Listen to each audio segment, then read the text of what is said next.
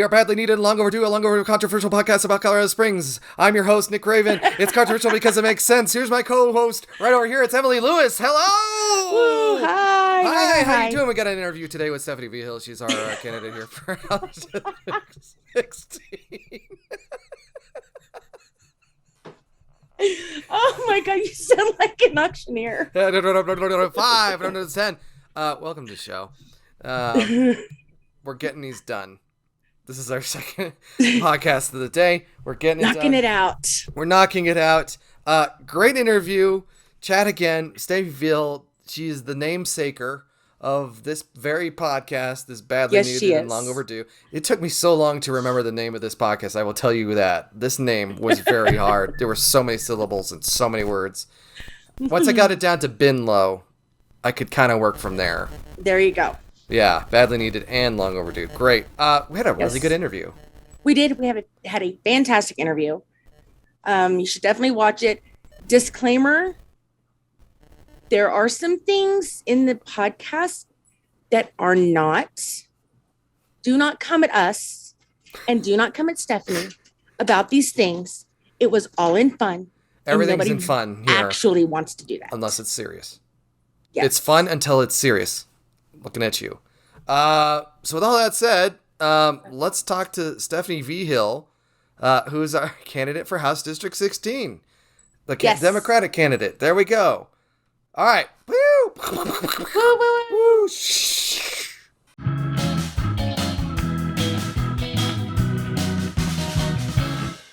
Stephanie Vigil, welcome back to this podcast that we do. I assure you, we have not moved out of the closet as far as our production goes.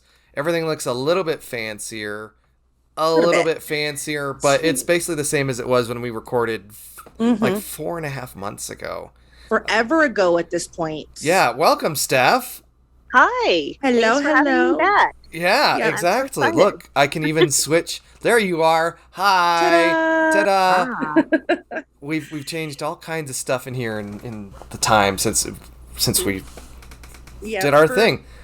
For those of you who did not catch our first couple of episodes, Stephanie was our first guest because we love her, and also because she is responsible for naming us. Exactly. Entirely by accident, too. Mm-hmm. Yeah, it was the joke name. I was a little bit serious. No, I know. Yeah, there was a kernel of like, you better do this or else. But for the most part, I understand we were laughing around stuff like that. Yeah. But so what had happened was, right, that Nick asked people for names, like on a Facebook post, right? Like just very casually out there, like what would be a good name for, a podcast about Colorado Springs. And Nick and I, and we've talked about this before, like both have like a deep, deep love for this city. I think there's a little bit of, there's some push and pull in the city about the people who have been here for a long time and they prefer it they would have liked it for it to have stayed small. That's a sentence. Would have liked for it to stay small. They're pretty conservative. They don't want it to get bigger. They don't want it to get more liberal and more diverse. And so they're mad about what the city is becoming. And then there are people who are like always kind of wanted it to be more of a like full-fledged city than it actually is. And they're just never quite satisfied. So they want to be seen saying how lame it is. Right. But like, I just love our city. I love our city. It's my real hometown. Even though I didn't get to be born here, I'm super attached to it. I always have been. And I always have been since I came back. And so I was just like, well, it's badly needed and long overdue. Like, is that, other than that, like what? And it's like, well, you can't, you started the show with a showstopper. So, I mean, then, I know. We just all kind of went, well, yep. Okay. That's what it is. I haven't listened to our second episode, which is the one that you're on. So we're probably going to talk about some of the same things, but it's been a season since. Back in the summer, your campaign was still nascent. It was still just kind of starting out. Just a precious little baby. Just a precious little baby. I don't know. I mean, what was it? So it would have been like June, right? June or July? It was right at the beginning of June. June. Okay. We mentioned off camera that it happened. We recorded the night of Uvalde. Which I'm trying to. Maybe day after or something. May 24. Oh my God. Okay. Yeah. So it's been almost 5 months. Yeah. It's been kind of nuts. But it's been an entire season since. How are you doing? Well, so I'm great. As far as like coming up on the last leg of the campaign, I'm really excited. And it's this wasn't a spontaneous run for me, and it wasn't by any means an impulsive thing. I've been working on the seat since about 2018, maybe 2019, maybe a little earlier than that, arguably.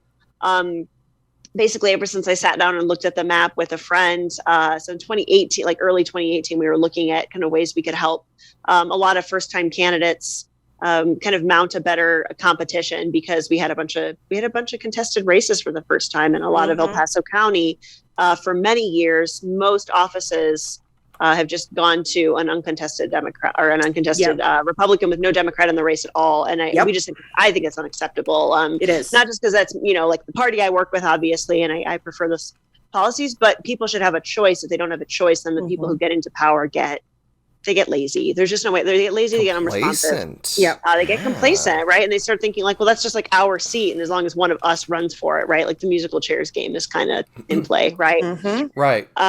So we're looking at the map, and we're kind of like, oh yeah, we've got like a guy running who's, I think he's just going to be kind of like a placeholder. Maybe he'll try to do a little bit of something or other with the race, make it worth our while. But we're just kind of looking at the demographics in it and the layout of it, and I thought, oh my God, like this isn't that deep red.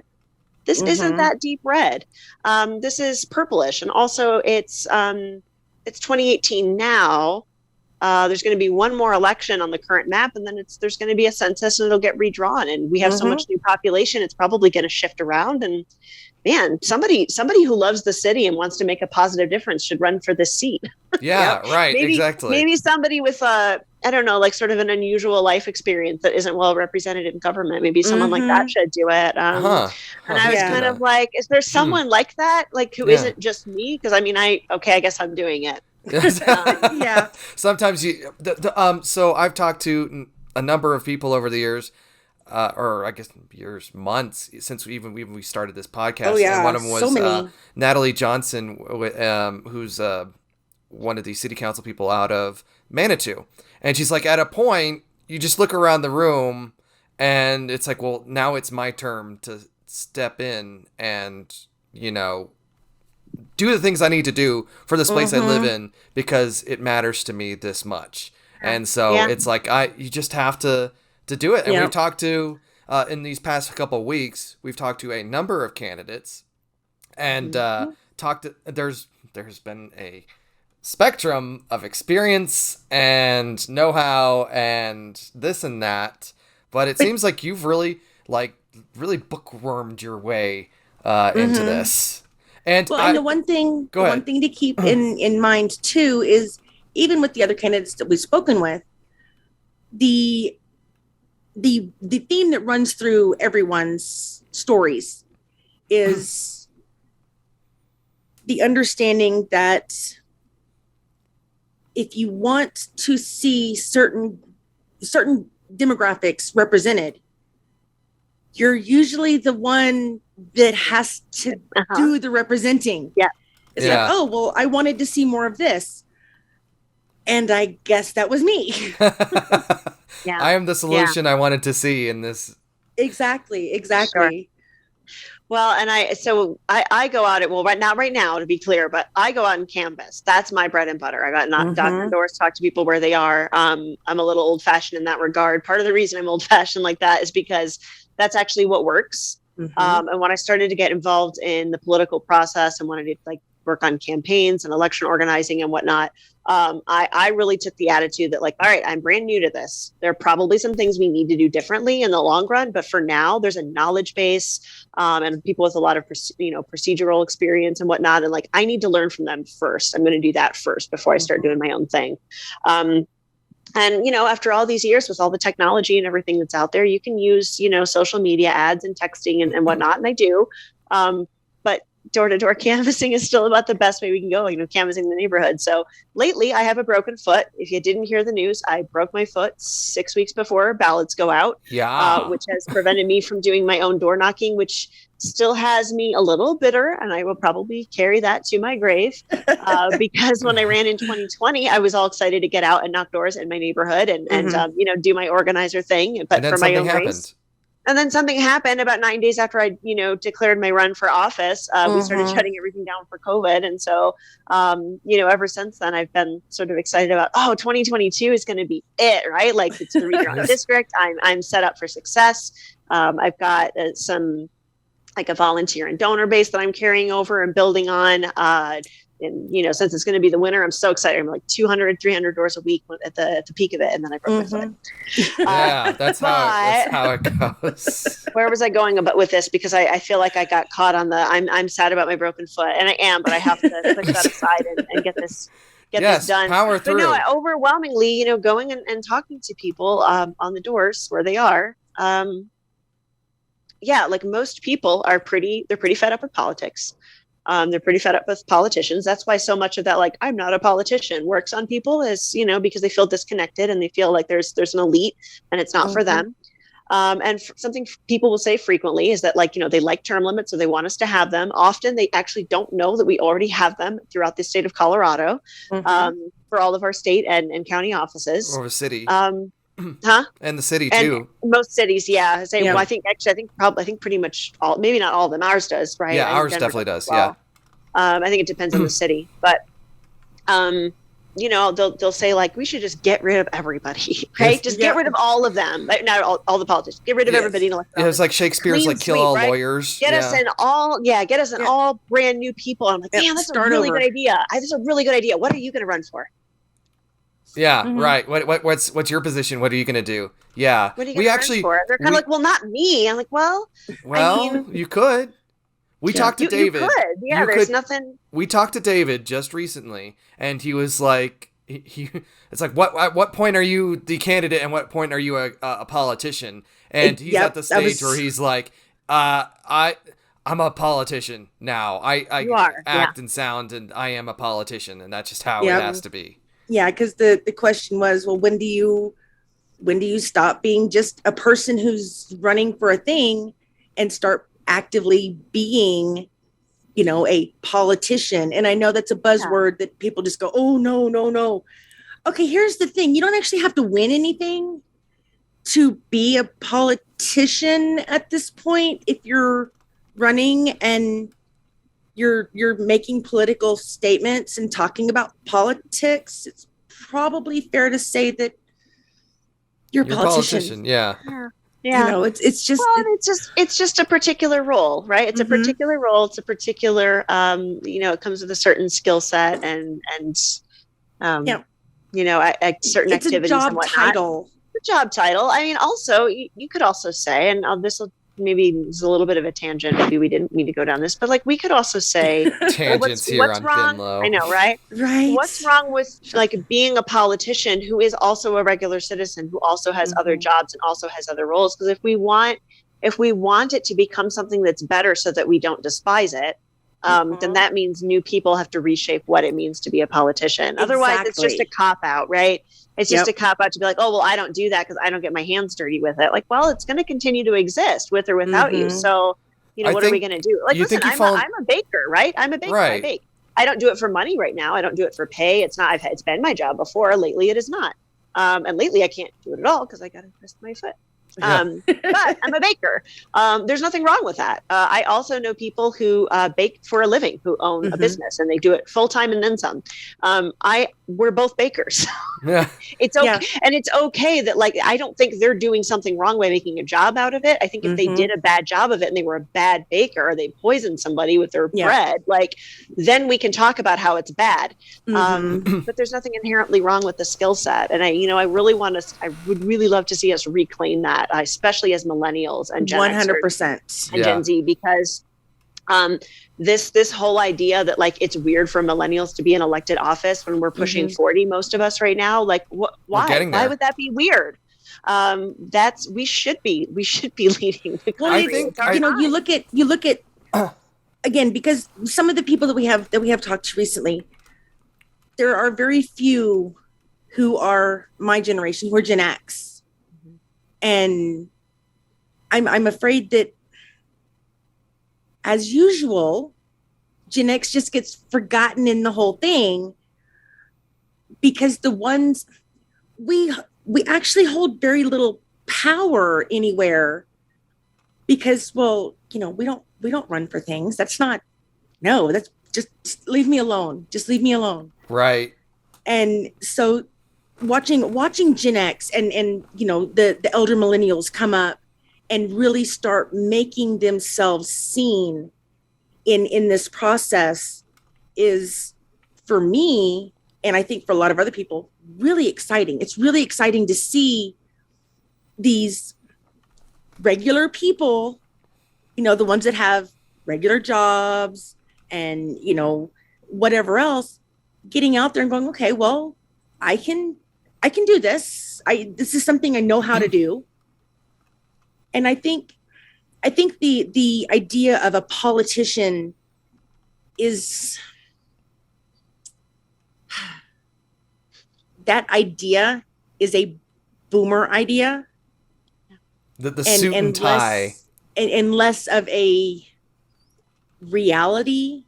Yeah. And that's something that we really have to work at changing, is, you know, yes, you have a regular job, you have to pay rent, you have to pay bills, you have to, you know, you didn't just wake up and go, oh, I'm a politician now, and everything just stopped so that you could go and do that thing. Yeah. And it's because state rep is like $33,000 a year or something like that, or 35 now. No, it's quite a bit more now. I mean, it's not.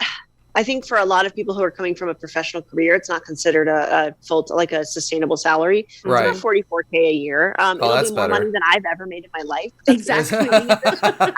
I'm coming at this from poverty. Which is really unusual. And so in that regard, I always think it's interesting when people are like, oh, it should pay more because right now we only have only rich people can do it. I was like, I don't know about that. Just like if you have a professional career that pays you more than that, that's a true sustaining wage in this economy, you will need to work in the other part of the year, which means you're going to need to be able to separate that time. But that's a whole other conversation. Right. And there are those who would like to see us go on a full-time legislature. I don't know how I feel about that. Maybe. You know, maybe but I mean, anything over 40K for a lot of us is like, oh, huge. That's I don't have to worry money. It's gotten a lot smaller over the years. What 50,000 used to seem like top shelf, and now it's like, man, if I was making 50,000, that would be life-changing money. No, I could pay for health insurance. That's where I'm at. That's basically where I'm at. I can. So let's round. This is not your first run at this district, okay? And it is not. And the question I've asked, and the question that Emily has taken over, is something that we've been asking all of the candidates, of course, because I know you watch the show. I know you do. Are you cool? Are you going to run in 2 years? But it sounds like you've already been running in 2 years for a couple and building up that equity. So what's that been like to be able to come back out? And I've still got signs from last time, and to have that too. Sure. Well, I did have some signs from last time. They were not repurposable. Repurposable? I think you got it. I couldn't reuse them. Because some people put them up. Some people put them up anyway because they had them, which was really adorable to see. And I was like, "Oh, that's from 2020, you guys. That's the old one. That's cute." Yeah. But because I redid my logo and some of my brand, and I think I'll keep it the way it is now. But so I will say this: I cannot imagine this run so far. I cannot imagine any world in which I mounted this run successfully. Without me having made my run in 2020. There's just no way. There are so many things that happen along the life of a campaign, things that you need to expect, resources that are good to take advantage of, things that are not worth your time, what's the best use of your energy and your effort, who to talk to. If you go in completely blind and completely empty-handed to start, you're at an immediate disadvantage if it's your first run. I didn't have that problem. I did not have that problem. Yeah. And it made a huge difference. Such that, a number of other, and I feel a little bad. I haven't always had the time to keep in touch with everybody. But most of like the first time candidates in this race, they had like a long phone conversation or a sit down with me at least once. And we've been in touch off and on throughout the cycle with questions they have about like, what do you know about these people? And like, when does X happen? And do I need to worry about whatever? Because it was their first time and it wasn't my first time. And we do have to kind of build a bench like that. Right. And it's important, I think, that, if you give it a run in any office, make sure that you document what you did as thoroughly as you can and everybody you talk to and anything that you learned along the way, because that knowledge is transferable as well. So even if you don't run, other people you should be able to help and mentor someone else, I think. And I hope this is something that some of the other first timers are experiencing with their race. The way that I chose to frame mine is, well, first of all, I always knew I was running more than once if I needed to, right? Like unless something really amazing happened in the old district when I knew it was not quite in my favor just yet, that I was never just going to run that once and call it a day. That was never the option. But even if it had been, I think there are a lot of good reasons for people to run for an office. Even if the numbers aren't in your favor, even if it looks pretty clear that it's a shoe-in for the other side, there's still very good reasons to run in every race. And like I said, one of them is because people always deserve a choice. Always. If they don't have a choice, it's not an election. It's a coronation. I like that. Yeah. There's no choice. Seriously. I mean, it makes people start not wanting to vote. Yeah. And we already have a huge problem with voter discouragement, where people just think like, well, if I open up my ballot and there's like a choice, and then everything else is just uncontested by one party.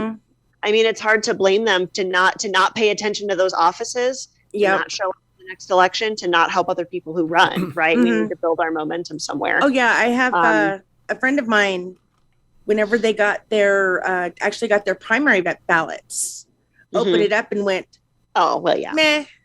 Yeah. I think that's the primary is a slightly different, slightly different thing. I mean, if they were all contested, that's exhausting for a party, a party's whole coalition. Yeah. Especially because like in Colorado, for anyone listening outside of Colorado, it's not like just Democrats and just Republicans, because unaffiliateds can play in a primary. And the biggest voting bloc in the state is unaffiliated. So when I talk about like Democrats, I'm talking about also unaffiliated who tend to vote, right? So yes, there are definitely some slate fillers as well. And I think I guess there is an importance there of just showing up with a name versus just letting the Republican and the Libertarian split the vote, however small that split. It's just to show up and care. And I was going to wheel back here to the idea that, especially people our age, because we're pretty similar in age. I'm not the youngest one in here for the first time in like a couple episodes, but I think Alvin's younger than me. But the idea it's been nice to not be the very, very oldest person in the podcast. Occasionally, right? Like, it's not all about you and your little babiness. I know, exactly. But the idea that there's no point where it's like, is it okay if I run for office? Like, am I old? Like, if you're running for president, you just have to be 35 and a citizen of the United States. The idea of running for president at 35 sounds scary as hell. It's the same with like when you get married at 18 or whatever that sounds terrifying to me as well. And just because you can, technically legal, legal, but not advisable. No, right? Not advisable, but obviously you've had that journey where it's like, I guess I can. Like, I guess I don't have to be one of the, suited old men in this town to be able to run and get things done. There's like a calling that's happening. Yeah. Well, like I said, I hope what's happening. I hope what's happening for the others, and it's what I always encourage people to a lot. Because a number of people will come to me first in this last year, which is really flattering. And also, I'm busy, so I had to kind of like start to be a little careful with my time and attention. But a number of people who are like, oh, I'm thinking about running for something. And overwhelmingly, they'd be like, 3 separate people told me to reach out to you. So you must be the one to talk to. And my biggest advice to everybody always is like, if you're going to run, and it's in a race that you can't win, which is, a number of things where the numbers aren't there or whatever, or maybe you think you can't win at this time, but whatever, that's all okay. Just do something for do this for me, for yourself, for the community, for everyone's sanity, including especially yours. Pick a couple of things that are worth doing that you can accomplish in the life of the campaign and just focus on those. Make them good, positive things that are worth doing, regardless of whether or not you can flip the district. That can be growing the electorate, registering new voters, elevating an issue that otherwise nobody is talking about. Because when we have uncontested races, that means some of us literally don't see our values on the ballot for every office. Right. That was the one that really tipped me over the edge last time, is that I was like, I cannot sit here in HD 16 and fill out my ballot and not have a single person for my state rep who believes in the science of climate change. Thank you. I can't have that. I can't sit here and watch HD 16 get handed off to somebody when nobody who believes in workers' rights was even there to be counted. Right. It's not acceptable. So, those are things worth doing. And in the meantime, anything that you can accomplish is not a waste. It's not a waste to run in an office that's not favorable to you, even if you can't win it. And if you elevate a cause, if you turn out new people, if you build up some community and some organizers and identify new leaders in the process of it, those are wins. So when I think back on my 2020 race, what I set out to do, I won. I won that effort. I did what I wanted to do with it. Those were my goals and I met them. So, I mean, hopefully everybody comes out the other side of this particular batch of, first-time candidates on this slate, feeling like they did a good thing and they're satisfied with it. That would be my hope. Yeah. Well, no one has actively said that this is one and done. Yeah. I'm going to leave. As soon as I lose, I'm out of here. Yeah. Everyone has they definitely have a plan for the after in case. Yeah. Which, I mean, begs the question, do you do this again if things don't go the way that we assume that they will? Oh, for me? I absolutely run again in 2024. Oh, there's no question. There's no question that I would run again in 2024. We just have to understand that Stephanie Vigil will always be on the ballot until... Until she's Nancy Pelosi and just I'm getting in that state house no matter what. Have you considered? Totally. Have you considered other overlapping jurisdictions, Senate? Not at the moment. City. I'm pretty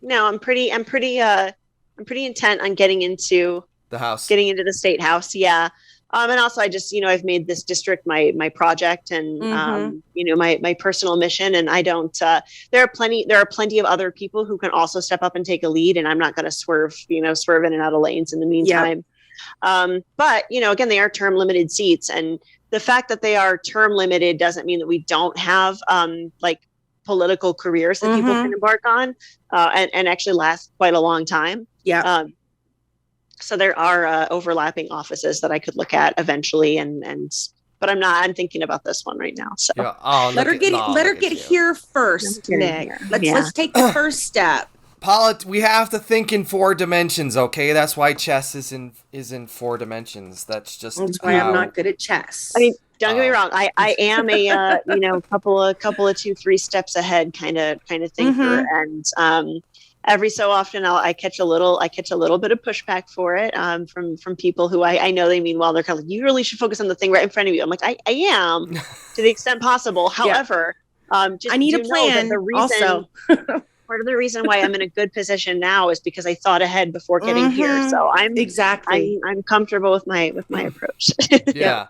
Good. Because we want to see you in the places that what is it, the room where it happens. Yeah. Yes. We need voices specifically like yours. Yeah. Number one being a woman. Yes. Which, you're one of a few, but, and also because you are again, I hate to use the word, but you're just a regular kind of person. Just, you struggle to pay bills. You struggle to do this, which is something that we all can understand. Yeah. And that takes away the well, our politicians are so much better than us. Put them on this little pedestal. Or they put themselves up there. Well, yeah. Well, what's the, let's think about this. What's the job title that I'm running for? Representative. Yeah, exactly. Exactly. And I think the experience, knowledge, skill set, etc., that you bring to the position, especially when that's the title, it should be representative of the constituency you go to serve. Exactly. And it's possible. It's certainly possible for someone to be a little bit more cerebral about it and not have the lived experience. But I think it's very telling when someone doesn't have the lived experience and also does not the level of compassion that they have. Reflects that, or lack thereof reflects that. And those are actually two words that I absolutely love, and that is lived experience. I am a huge proponent of lived experience, anything, and knowing that that's something that that you believe in to the point that it's on your website. It's the thing I have to offer, and and I never. I never really understood this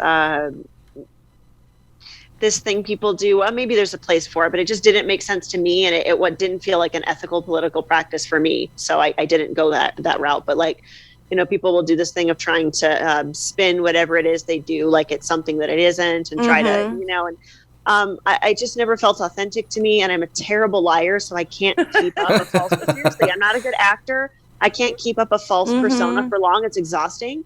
It is. And this work is already very tiring. It's already a lot. It's a big lift. Maybe part of the reason, and this is like 100% just me hypothesizing without an anthropological degree or anything. Maybe speculation corner. Why we think these, why we think that these politicians lie so much and whatnot is that most of them are high functioning dissociatives, right? These are people whose heart is not really in what they're doing. They know that the thing that they're like, a lot of the policies that they're passing and whatnot, like there's no way that Greg Abbott doesn't know what he's lying about when he lies about what's going on in Texas, right? Like there's no way that he really thinks that the energy grid of Texas is so great under his leadership, and the rest of the country is just jealous, right? Knowing what happened, right? So I know that people in that position know that that's what they're doing. But in order to keep up that ruse, in order to keep that up, you have to max out a lot of your bandwidth trying to keep your own lie alive. Yeah. No wonder they can't get anything else done. No wonder they don't have time and attention span left to be compassionate, to be available, to be responsive to people. You'd have to show up with your whole self, and that's actually the most exhausting thing of all. Unless you make it your greatest tool, and that's kind of what I decided to do. Just and being your authentic, real. When Stephanie shows up a place, you're talking to and you're meeting Stephanie. It's the real me. I don't have a different one. Yep. So it's and that's also been so refreshing with especially this current crop of you guys that are running for things. Is for the most part, I have a pretty decent bullshit detector.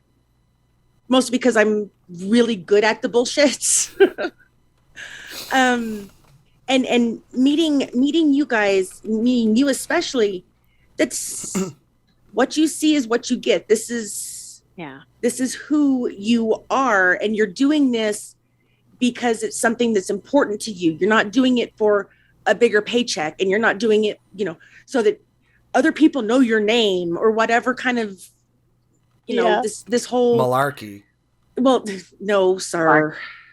No, hey, I like malarkey. I mean, I don't like malarkey. I like to use the word. Yes, that's a Bidenism right there. It is. I love that. Like instead of saying, can we swear on this podcast? Yes.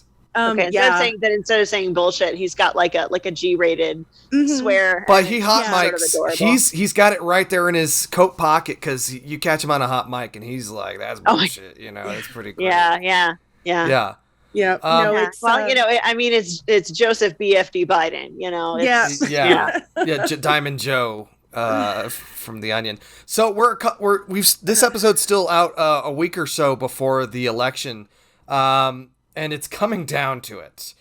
So how are you feeling about the after? This is like the runway, like you're steering it, and you see those scary videos, or it's like you got the pilot, and the wind's like really doing this and that, and all that fun stuff. Mm-hmm. And your competitor, his signs are popping up, and they're big, and they're kind of popping up all over the district. Now your strategy is the ground game; it's the canvas stuff like that. But you can't also say like, "Wow, he's finally showing up." I'm sorry, just because the signs are big means absolutely nothing. Let's be honest here. That's some overcompensation at this point. Yes, it is. And I mean, it might be helping him. I do know that by his own word, by things he has said to the press, he knows that it's very competitive, and he's outed himself as not being particularly enthusiastic about the office on a number of occasions. Mm-hmm. That he is running for it because the would-be Republican incumbent got drawn into a new district, and so somebody asked him to take the position, and he couldn't say no. Yeah. Whereas I think I've demonstrated pretty clearly to any and everyone who can see what I do, that I'm in it to serve, that I really want the seat, that I have moved anything in my life that needed to be moved to make sure I could just do this. That I've gone out of my way to educate myself on the process. I've done a lot of bill tracking. I go up and testify on bills. I'm making connections with people I need in the caucus, so that I'm ready to get into like the committees I want to be in and have bills drafted for what I want to do. I'm very prepared for the office. I can hit the floor running day one. I'm not worried about that at all. And as well, just for people who are not in the know, and I think it's interesting because Emily, you said something about not a lot of women in elected office, and that is true nationally. But this is something I think it would be the big takeaway here for people.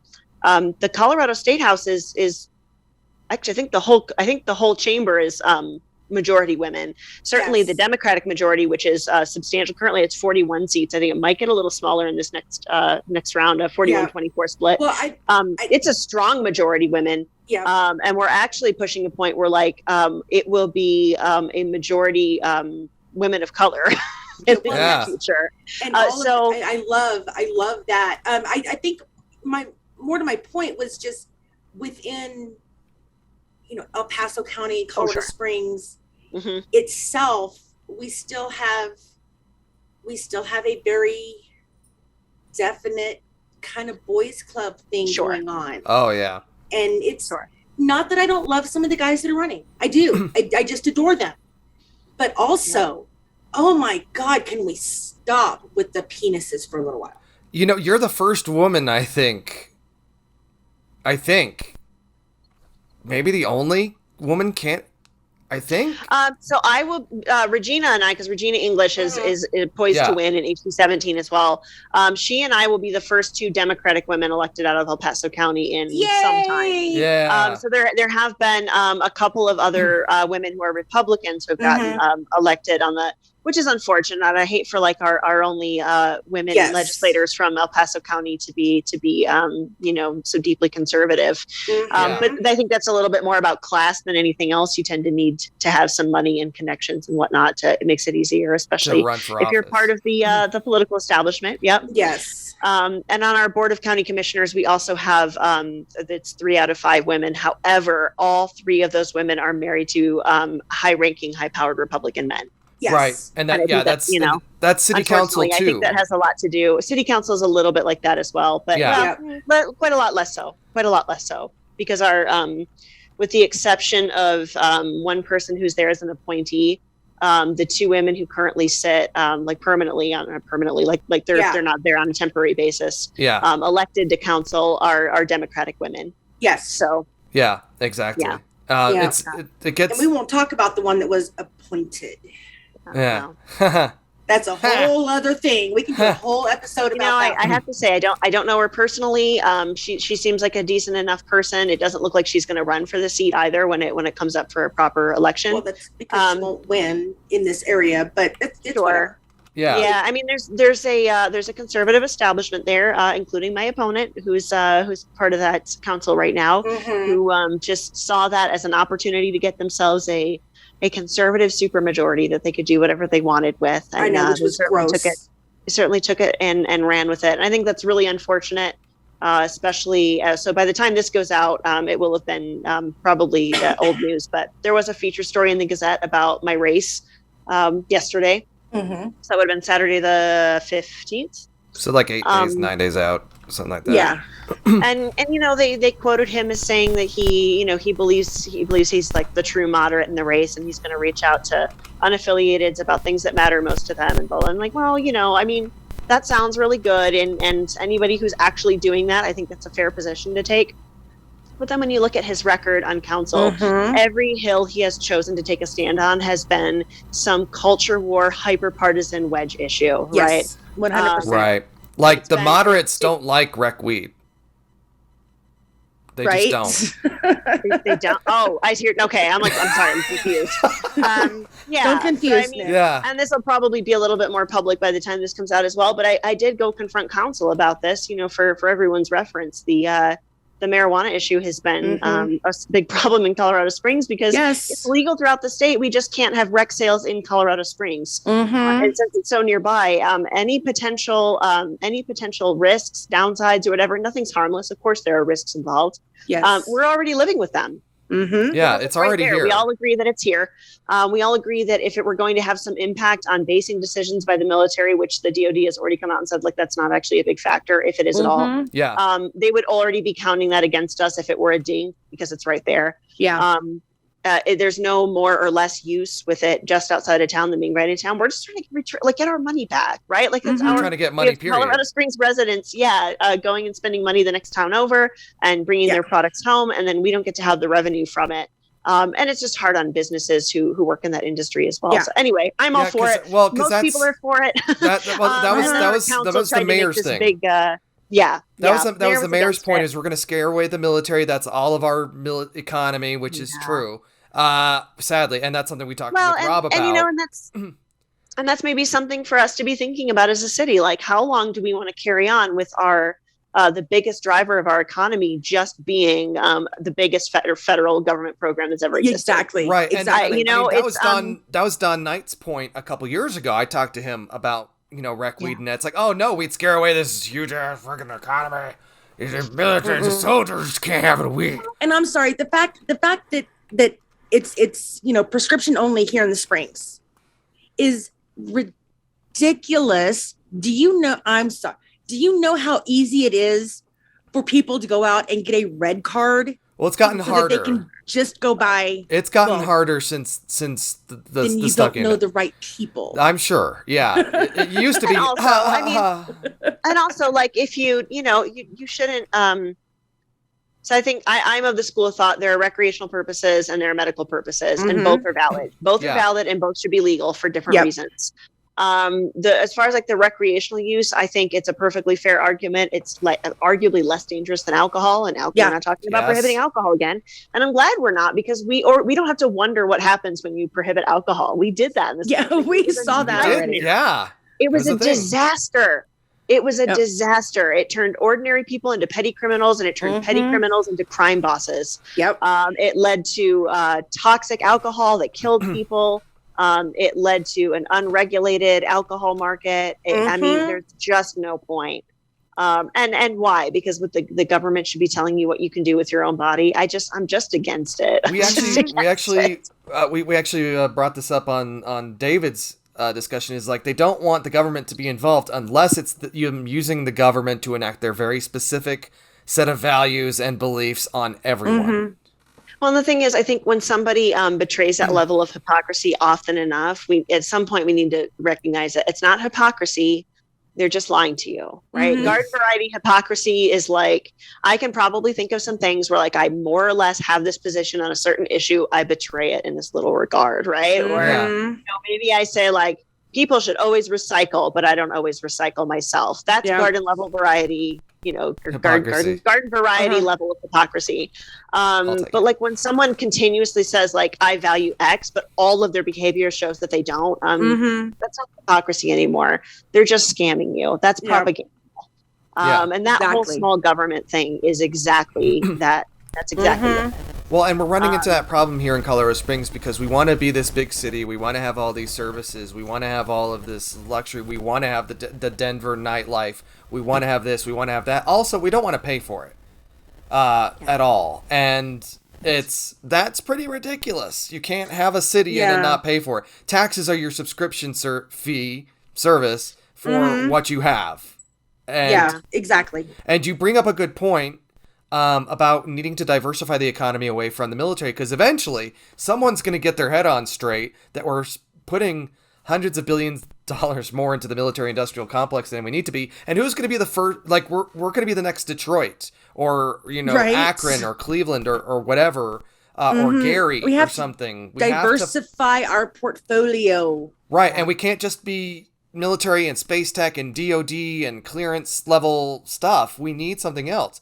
Stephanie, what can you do for us? How can you help us? Oh, I'm so glad you brought it up because I have some thoughts that are not specific to my office, but I'll just put them out there. And then I do have one that is specific to my office, the one I'm running for, that I expect to take. I'm really, my head is very much wrapped around like, how am I going to do a good job at this role because I expect to win and I don't want to waste any time prepping for it. So, it does need to diversify, right? We need our parks and recreation and hospitality industry to be more vibrant and diverse and have more options. We could stand to do, and this just goes for like housing and transportation generally, but do more, a little bit of gentle infill, thoughtful, gentle infill, safe infill. Missing middle. That allows for, that gets us more missing middle housing and also allows for a little bit of flex and mixed use. Because if you don't have shops that people can walk to, then they won't stay in their neighborhood. They will always drive a car. And it means that we end up using a lot more of our money for things that don't actually serve our well-being. And people tend to want to spend their money on things that serve their well-being. So if they can have more neighborhood shops that they can get to on foot and that support their neighbors and their businesses, then they'll want to do that more. Something that I can do at a state level, and I have to be 100% honest, it's not something that I have a bill for that I'm going to run right now and whatever. But we have the capacity in the state of Colorado, especially because we have a good, strong economy right now, to permit some public banking. And that could look like having a state bank of Colorado. But it would also look like allowing political subdivisions like cities, school districts even, to form a public bank. And the beauty of public banking, and I know that the term freaks out some people who are really not into a lot of public services and they love capitalism and they think that the pursuit of profits is the ultimate good in life. And so you can't interfere with what banks do because they're part of the free market. It actually stabilizes all of that pretty effectively. And before we go saying this is some sort of radical California coastal thing, the Public Bank of North Dakota is our longest lasting public bank in the country. Those are not liberal Democrats who started that or who run it. Not at all. But it provides a level of economic stability for communities, for cities, for counties, and for their local economy that you just can't get from private for-profit banking because private for-profit banking cares about their return on investment, not yours. And if it's a public one, then the purpose is for whatever you do to be good for the public. And so small businesses can take low interest or zero interest loans out of that. People can refinance so that they can take care of their own space better that way. You can access capital for local projects that the people want without having to go to another bank for it.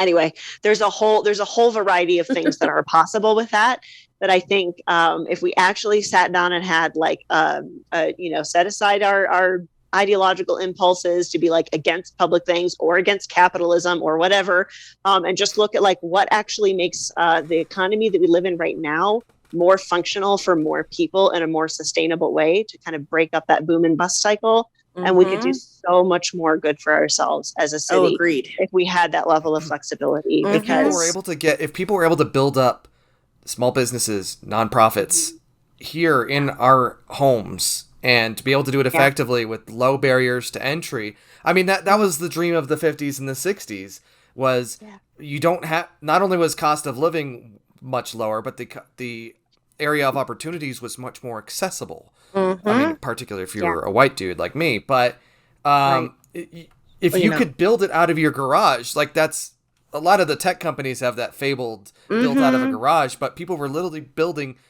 businesses out of the garage. And if you allow that, you diversify. It's not hard to build a business out of your garage if your mom gives you a big lump sum of cash, right? Or you don't own a house, right? And that's the thing. Or if you own the house, or whatever. And that means that there has to be an existing base of capital that's there for you that you can access easily. And I think that's, maybe especially for, I have noticed the people who love capitalism the most don't seem to fully understand how it works and why it is that some people have more capital to work with than others. It's not because necessarily that they have a bunch of liquid funds on hand that they, very wisely and scrupulously squirreled away for decades. It's because if you already have capital, you're just allowed to have more. And so you can go to a bank and get it. Passive income thing. It's passive income, and it's also, it's access to new streams of revenue. And, there was a state house candidate not for my office, but for another one a few years ago. And she said something so fascinating to me that I was like, wow, like I really hope people know that she's wrong about this. Where she was saying that, the government should have to have a balanced budget and blah, blah, blah, blah. By the way, not knowing that in the state of Colorado, we have to have a balanced budget. Yes. It is mandated. The Constitution of Colorado mandates a balanced budget. We balance our budget. Springs as well. We don't run on a deficit. It doesn't matter who runs the legislature. It doesn't matter that it's a Democrat facto. We still have a balanced budget. Sorry. And she was talking about, you shouldn't be able to go into debt and whatever else. She was like, listen, I'm a small business owner. If I run out of money, I know I'm just out of luck, right? I can't afford to. And I was like, you own a business and you think that if you don't have money to expand your business, cash on hand to expand your business, you're out of luck.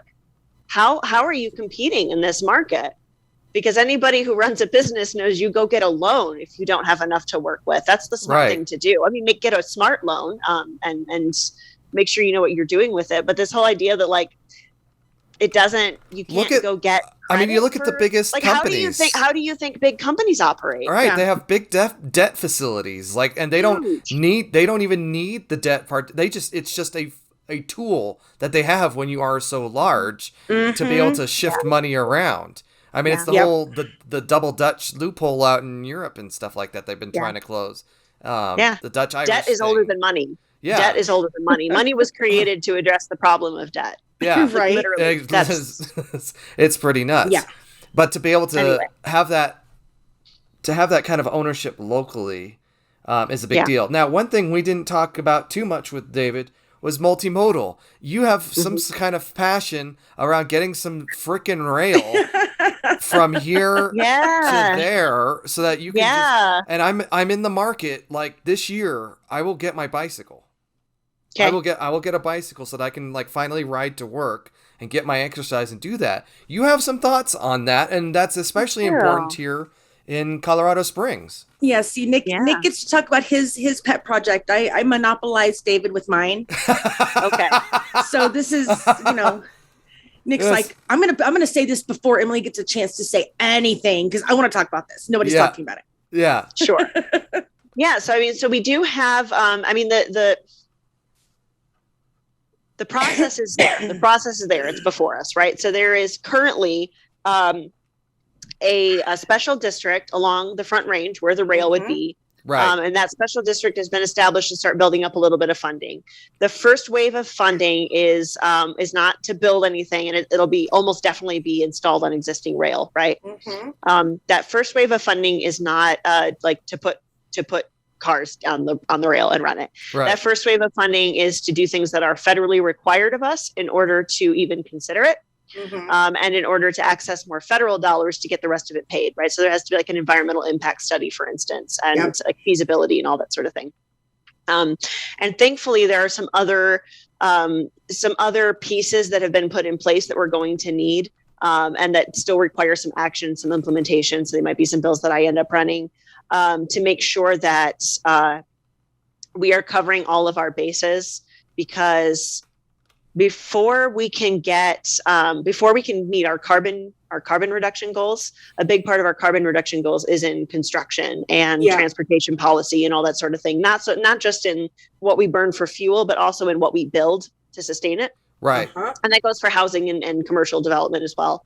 So, and some of the, much more knowledgeable and like specialized professionals that I've spoken with, including like architects, by the way, they're like, no, we want this to be a thing. We want to be measuring carbon emissions, starting with the building materials themselves, not just with how the building operates once it's been. Yeah. Right. Cause that's where a lot of emissions come from as well. Where a lot of emissions come from. Things. Mm-hmm. So there's already been some statute established that requires us to measure environmental impact more holistically like that, not just in what it emits once something is built. And so thankfully with that in place, that helps us correctly assess the situation so that we're not just going like, oh, if we build X number of train cars and start running them, here's how many tons of carbon it'll add until it's all electric or whatever, right? Because we also have to account for how many cars it's taking off the road. And we also have to account for how much does it reduce the demand for new roads and new lanes and new bridges and new infrastructure for more and more cars. Right. Because if you're accommodating fewer cars and you're getting people on a more efficient system of transportation, then we can include that in the balance sheet. And it's important that that's part of the process, and it is. So we're like the pieces are in motion. They're there. Yep. My part of my big lift is going to be that as a representative out of Colorado Springs, that we are developing this rail in such a way that this city and El Paso County are incentivized, plugged in, and connected with the process, so that we have a regional transportation system that actually connects you well to it. Because if it doesn't connect everybody along the Front Range, it's just another rail, right? Yeah. It's just we need people to use it and to want to use it. Yeah. And that'll be the big lift over the next. I mean, I feel like we're really behind already as it is. So I hate. We are. But that's the best lift for the next 5-10 years. I think I mentioned it on some previous episode, but when I was about to go to the Art Institute up in Denver, rest in hell, stupid Art Institute. Too much. Yeah. I was planning this, and this was Governor Owens back then. This is 2001, 2002. We were talking about Front Range Rail back then, and it's been 2 decades, and we've just sat on it. And I wonder if even if we had gotten ahead of that back then, would we have even needed the gap expansion on the interstate? Like, we could have spent those federal dollars on rail instead of this controversial HOV lane, which I understand. I understand the point of the HOV. It's to reduce, induce demand, not induce as much demand for the interstate, but by gosh, if you just put some rail on there, and I assume it's not even going to be like high-speed Crazy rail. talk, Nick. Crazy talk. I know, communism. It's not even going to be like high-speed, Shinkansen bullet train stuff. It's going to be rail. That's better than nothing. To be able to like hop on, because Emily and I have talked about going to Denver and doing Malwolf and all that fun stuff, but it's even Google says take Mustang, which on the weekends runs at 4:30 and 5 in the morning, and then not again until you're coming home. And it says get off of the bus at Sky Ridge or whatever, just outside of like Parker, and then take light rail the rest of the way up. And that's absurd.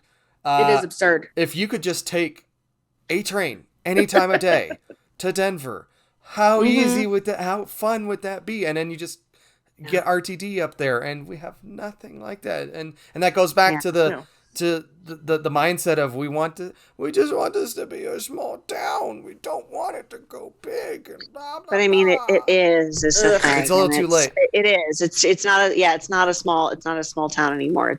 That ship has sailed. And I think maybe what I hope people can wrap their minds around, I know this is hard, but like if you're going to have a mid to large size city, however we want to classify it, your best bet to maintaining some sense of small town familiarity is to have more thoroughly developed neighborhoods. because then your neighborhood is your little village, and you can have that. Exactly. And you kind of can't have that without treating the whole works as a real city that is worthy of neighborhood development. I don't mean development like everybody come in and build a new.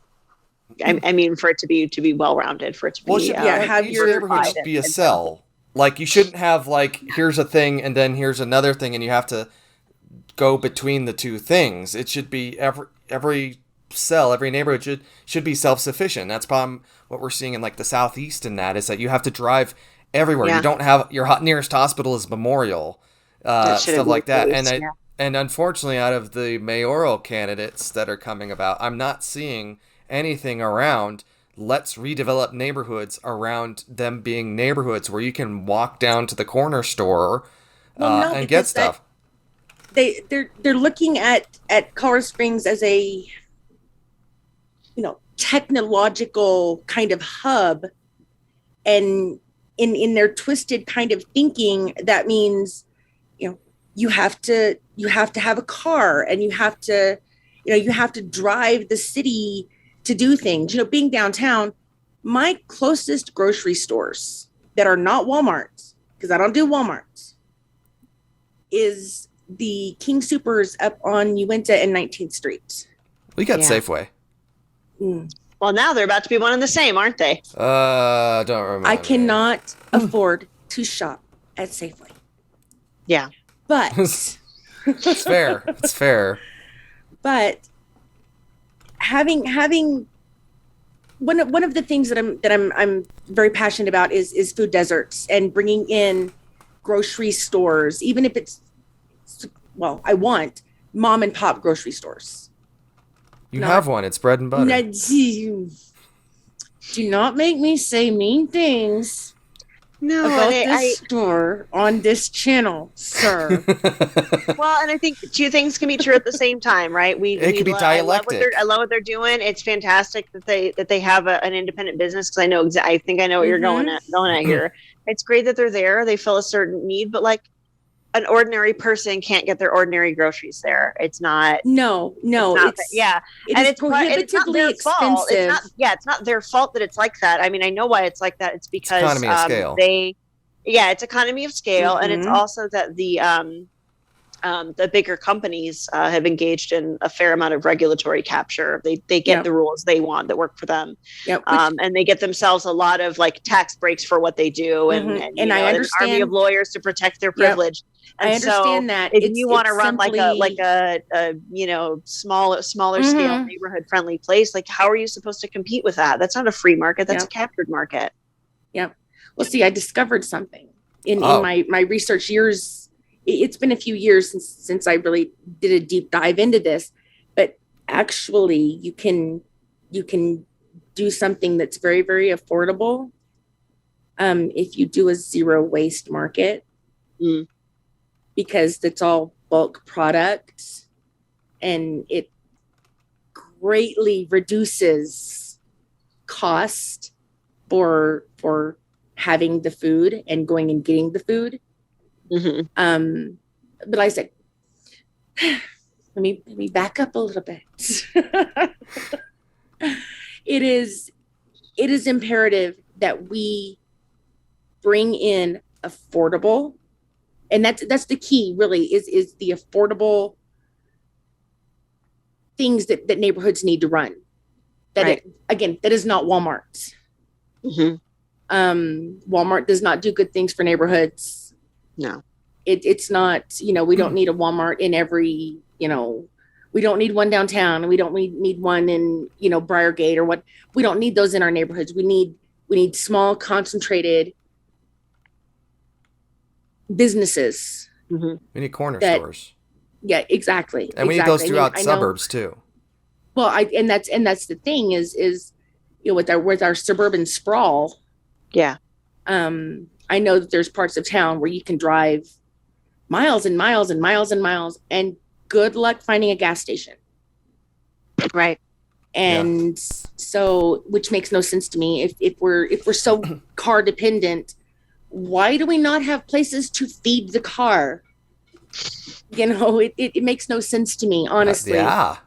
Yeah. And well, it keeps the cost of gas high. Well, that too. It's the whole Joe thing. Biden does that. Oh, sure. Yeah. I know. God. Yeah. I mean, he must be a pretty powerful man if he's driving up the cost of gas in the European Union as well. I mean, I know. We have that kind of sway. I've noticed. Well, what I mean, are we? I want to make sure that we aren't like going over your time or anything, but like, do we have like a couple of last topics we want to cover? Or I was gonna say, because I know that there's things that you wanted to make sure that you touched on. Mm-hmm.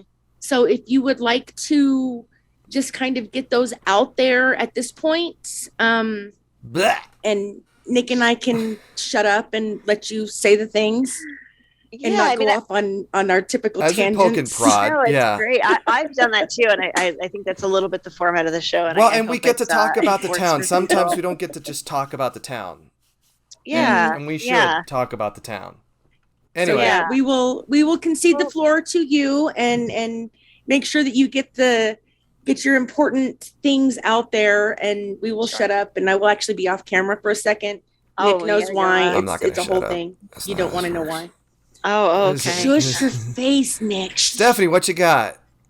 Well, so I mean, I had this event the other night for my campaign, and I planned a whole speech where I talked quite a bit about my love for Colorado Springs and my connectedness to the city, and I actually ended up not being able to quite give all of it because I was like, I'm going to cry. Like it's a bit much for me. And I also was just feeling a little keyed up because my good friend Yolanda Avila, who sits on city council and was partly my introduction to political action, was volunteering for her on her city council campaign in 2017. She introduced me and was just talked me up about how energetic and hardworking I was coming onto her campaign and helping her with her win. And I was like, I can't do all of it. I'm just gonna choke up. And but the city like holds such a special place for me because I wasn't born here. I'm from Southeast Michigan initially, and I came here in 1999 as a teenager with the family because I had to. Yeah, they make you. Yeah, that's how the families go. Yep. And I stayed here until maybe about my mid-20s. And then I felt like, well, this isn't really my city. This isn't really my hometown. I didn't choose to be here. I'm still a little sore about my life being upended, even though I don't want to go back to Michigan. That wasn't on the table. So I'm going to go live in Chicago. I had another sibling living there at the time. And I thought that'll like get me to the big city. And I just never really thrived there. It really like set off a lot of my mental health trouble that I was having and worsened it. And so like coming home to Colorado Springs in 2015, there were a number of things that came together for me just in time. Right. And I've talked about that. The like family helped me out. I had applied for disability insurance and I actually worked on the first appeal, which is wild. That doesn't happen very often. Yeah. And I kind of had some ability to like find some peace, find some security, start feeling safe, and start kind of unpacking whatever I was going through that was causing my troubles. But I really don't think there's anywhere else in the world that I could have done that. I don't know what it is about this city. I think there's a connectedness to the earth that I feel here because of the geography and it's a great geography, the air and and just the climate here. For those of us that love it, we love it because it gave us the ability to thrive. Yeah. Okay. Yeah. I'm going to shut up again. Yeah. No, you're so right though. And I think like sort of digging into our roots as a city, and appreciating what, what the legacy of Colorado Springs is year after year. General Palmer founded this to be a healthy place, right? He founded it to be specifically to have like healthy air and a tranquil environment for people who were living with, terminal illness, like tuberculosis in particular. Yeah. And that's been a common theme over the, exactly. And it's been a common theme over the years that people come to Colorado for freedoms that they can't get elsewhere, medical care that they can't get elsewhere, safety that they can't get elsewhere. And so we've actually been a destination state like that for a while. And it's only amplified over the years, right? With like legal cannabis. The fact that we're now like an abortion rights sanctuary in a sea of red, and I think it's just going to keep being that way. And one of the ways that we are, I think, failing to live up to that legacy is in continuing to have a city that is tranquil, peaceful, healthy, has clean air and water, and is like a safe and peaceful place to be. Yep. And if we don't have that, then we aren't living up to our potential as a city. And I don't 100%. Think we're honoring our roots, especially because our truest roots is that this is the ancestral homelands of Ute, Arapaho, and Cheyenne people. Euro-Americans are new here. Those of us on this call, we are new here. And in all the time that we've been here, we've been in a constant state of flux. The city has changed. No generation of Springsters gets to say that like they're the last ones who deserve to come here. I don't think that's fair. I don't think that's right.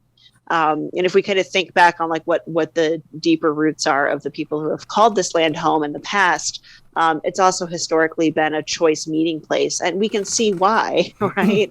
At the foot of Tava, Mountain of the Sun, beautiful Garden air, of the Gods, Garden of the Gods, gorgeous views. Why are we not as a city? And this is just be my challenge to people who are a little on the fence about me, or maybe by the time you hear this, you are unhappy about the outcome of the election one way or another.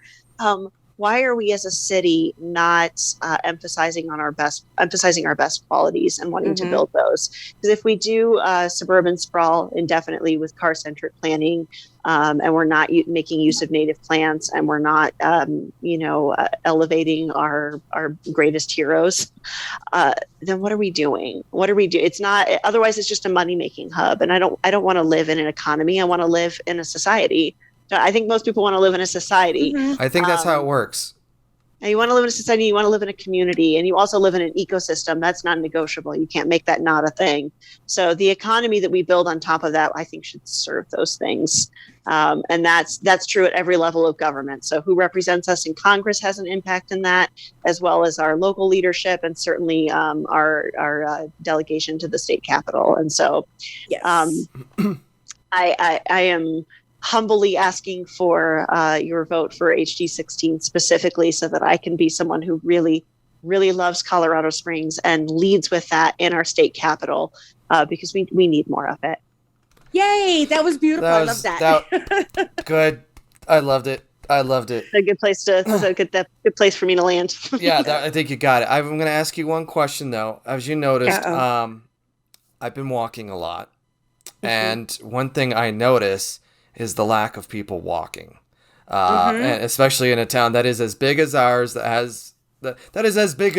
with as many people that live here as they do. It's kind of nuts that more people aren't walking. You'll see the occasional cyclist, but you'll see that especially pedestrians, are doing it out of necessity.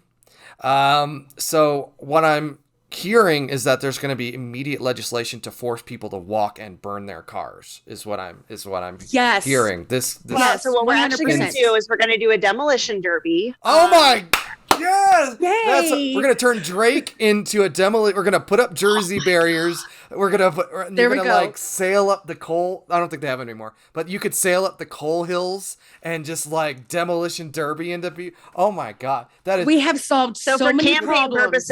For campaign purposes, I would just like to say I was joking about the forced demolition derby.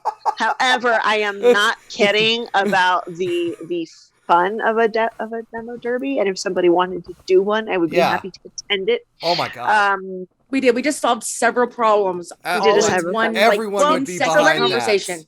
Let me give you what was your question exactly then? So we talked about Front Range Rail. There's multi-modes. Sure. You talked about the original intent of making the city safe and clean, and how else can you make the safe city clean is by reducing car traffic and by getting people to walk and ride and all of that stuff around, getting people to move around in the city. That's a big deal. That's a big deal to me, among other things. But I mean, you've touched on so many others anyway. But sure, I get. Well, let me brainstorm something. Yeah, let me brainstorm something here. Again, I do have a broken foot. It's going to take a while for me to be in a place where I can participate in a walk. But I really want to. And for those who don't know, because I've been in touch with Nick for a while about this. I want to come do a big dumb walk with you, and I was really hoping to fit one in before the while the campaign was still live. And then of course I had to, fall off my front step walking out of my front door. If you just put that bright tape along the lip, that really helps. It's not that I didn't see the step. I just want to point that out. It's not that I didn't see the step. It's that I was in a hurry. Ah, gotcha. Mm-hmm. And I'm clumsy. But I would like to do, so after the election, certainly with a win, I do plan to do some listening tour activities, some town halls and community circles, like between now and session starting. Because also it's a close race, so whoever's winning it is winning it pretty closely. And so I want to make sure that I've given people who might be disappointed in the outcome an opportunity to address their concerns to me and be heard, and whatever. I want to be like really inclusive in that regard. It really doesn't matter who votes for you once you're representative. You need to think about everybody's needs. Dance with the ones that brung you, but be mindful of everyone's needs and concerns. However, this will probably be over into next year, into the spring, or possibly into the summer. But I do want to do like a walking tour of the whole district and have a stop at everyone where people can come out and kind of document it and give people some idea of like where in the district we are not have not had enough representation, and what I can do better and make use of it that way. It's a big district. Fantastic. This big district. And as I say that as a walker, it is the core of the city. And I don't think we said it at the top of the recording, but the HD16 runs about Dublin to Pikes Peak between Academy and 25, roughly. There's like a section out east on the south end and cuts off downtown. There's like a bleh under on the bottom there. Which would make sense. Cool. Emily, did you have any questions? Anything? No, last ideas here. Well, we have Stephanie.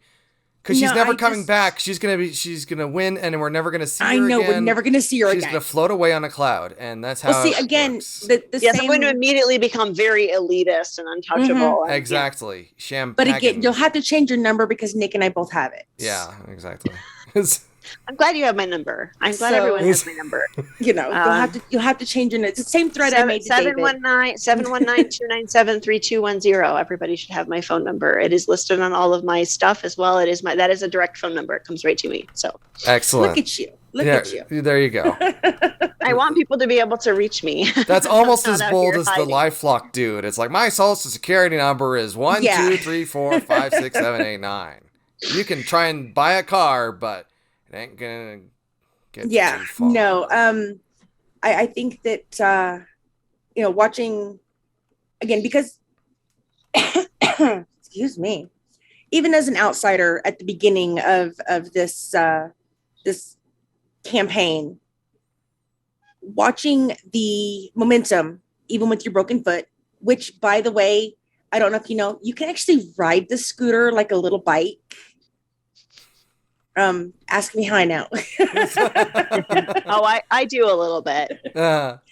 No, my best friend broke her foot a couple years ago, and every time I was anywhere around her when she had the little scooter, I would like steal it so I could ride it around like a little trike. But anyway, so watching the momentum and knowing that you've done your due diligence with what is necessary and what is required of someone who wants to be the representative for people is amazing. It is absolutely amazing. I met you as not the candidate, but as, Nick's friend. And I love seeing how things have changed over just the past few months, listening to the buzz of, before it was all about the boys and this and that. And then as we've gone along, every once in a while you get a little, well, then there's Stephanie. And it's that then there's Stephanie has just gotten bigger as it's gotten closer to election time. So we don't know if you will be the one that ends our or that bookends our political candidate chat leading up to election. But I mean, if you are, that's kind of awesome, because you're the one that so many people are talking about, mostly because you're you, but also because you're one of the ones that stands the greatest chance of actually winning their election. Yeah. That's a important distinction too. Yes, 100%. And I will be happy to see you be less available because, you're in Denver doing your job. Yeah, having champagne with the barons. Yes, caviar and, living in your little glass house up rubbing there. elbows with the governor. Oh, I had dinner with the governor. Having been on because I've been on the floor of the House before. I've been in there to visit before, and I've been in some legislative offices halls and whatnot. Yeah. And I've met with the speaker before, so I've been. That's the fanciest office there is, and it's still pretty chill. Yeah, it's still pretty chill. Right. I will say I really sorry, this is a small tangent that I promise we're trying to wrap up. I know, but I really feel like the design choices and just the general decor and of everything of the our state capitol is just right. It's perfect, right? It is nice. Space. It is nice. It's very, it definitely has an elevated feel about it, but it doesn't feel so stuffy that you think you shouldn't be there if you're a regular person. Yeah. And I think that's really important. You should feel like you belong there as a regular person. Yep. It should feel like, polished, but not gilded. Yeah. It has the gravitas of, this is where things happen, but also you can just come in off the street. You're fine. Yeah. Yeah, you're there to do the people's business, and that's both common and extraordinary. Exactly. So, exactly. Yeah. And if Gordon Klingenschmidt can get in there, you can too. Jesus. If Gordon Klingenschmidt can get in there, let's be honest, it should not have been this hard to get anybody in there ever. Ever. I mean, you have a lot of politicos and activists and whatnot who listen to this show, right? Listen to this podcast. I'm sure. Yeah. I hope if you meet that description, if you're listening to me right now, please do something constructive with it. Please do something constructive with it. I'm begging you. I have no problem with art and with theater. I think that's wonderful. It's a really important part of our culture, regardless of what's going on. But just know that, if you have any ability to change the outcome of an election, to turn out more voters, to change what kind of laws get passed in various halls of power, we need you to do that way more than to react to it when the outcome is bad. 100%. That's what we need, because Republicans control so much more of the government in this country than you would imagine, given how unpopular their agenda is. Yeah. They've gamed the system. That's it. They've gamed the system, and they always show up. And it helps that they have an inherently easier agenda, which is just regressive and undo things. Yeah. And hateful. And hateful, and pretty divisive. And if you're just being divisive and you're not interested in bringing people together, then you don't have to do the difficult work of building bridges where there isn't one. That's more difficult. I have to do that, right? Because I'm looking to build something. Yeah. So and it's easier to make stuff up than it is to, get it right. Have facts. Right. Yep. Exactly. Yep. I mean, those pesky just facts. know that we have a taller order. We know we have a taller order. But it's not because Democrats aren't good at this or something. It's just we need more people to step up and lead. And we have to overcome a system that's been gamed against us. Absolutely. So we need you. We need you to run for something. We need you to volunteer for campaigns.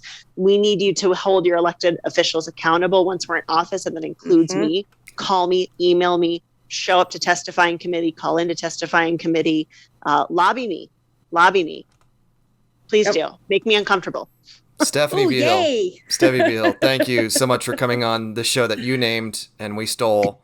And we are still operating out of a closet again, but it's you can put your shoes in here now. Thanks for coming on. Thank you. Thank you so much. And we'll ballots see you in by November 8th. And we'll see you the next time, win or lose. We're gonna do that. All right. Absolutely. Yay. Thanks, guys. Yay.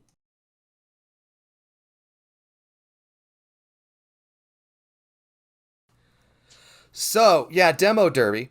And burn all the cars. I wish we had thought of that. No, I don't think anyone in government really thinks of that when we have these things going on. what should we do with Drake? Turn it into a giant ball pit. Or whatever. Something that we would... Can you imagine getting sunk under like 6 feet of plastic balls? Ooh, that'd be awesome. You'd never get out ever again. I'd be okay with that. Yeah. Great talk. We had a lot of fun. Let's get out of here. Do you want to get us out of here? 100%. Badly needed, long overdue. Fuck it. You can do it. I have faith in you. Okay. Badly Needed and Long Overdue is a podcast about shaking things up in a conservative city. This show was hosted by Nick Raven and Emily Lewis. That's me. You can watch the video version of this podcast on YouTube and listen to us in podcast form everywhere you find your podcasts. Yes. All of them. We're there. Find us. Our theme music is by the Knockblockers, our local ska band. Very awesome. They are doing some live shows. I highly recommend you find them and go listen to them live. And then you can hear the extended version of our theme song. Yeah. You can reach us on a whole bunch of the social media platforms as well. On Instagram, Badly Needed Podcast. On Twitter, at Badly Needed COS. A little aside for the Twitter. I've been really bad about updating the Twitter. I realized the other day that I haven't updated Twitter in like probably 4 episodes. Oh man. So, but follow us there anyway. Yeah, follow us there, definitely. Yeah, 100%. Then and also on Facebook at Badly Needed and Long Overdue Podcast, and on TikTok, which is Nick's favorite. He's the only one that has new content up there. At BNLO Podcast. Excellent, Emily. Thank you so much. Thank you for listening, Nick, or watching, wherever you're at in the universe and caring about Colorado Springs. We are Badly Needed and Long Overdue, and we'll catch you next time.